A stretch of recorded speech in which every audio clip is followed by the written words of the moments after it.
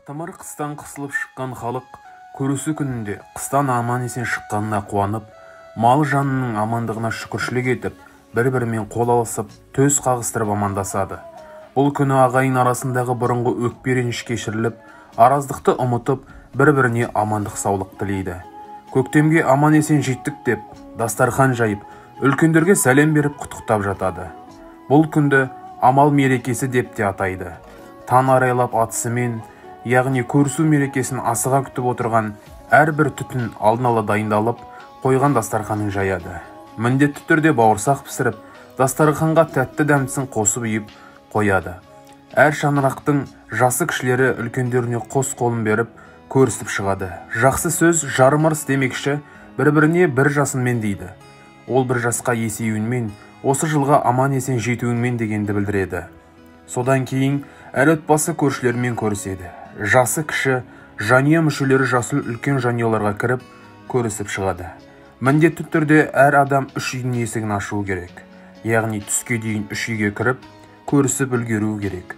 Бұл жоралғы жыл бойы бабаларымыз тоқ жүрсін, дастарханымыз аралас болсын, қарым-қатынасымызға сызат түспесін деген ниеттен туған.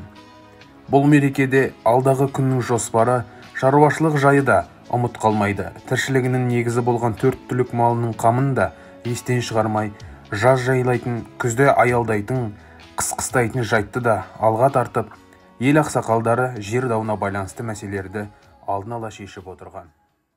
Ассалаумағалейкум, армысыздар? Уағалейкум ассалам, барыңыз. Қыстан күйлі қуат шықтыңыздар ма? Қақаған қыстан өлім жетімсіз аман-есен шықтық. Ауылдан қалған ағайын аман ба?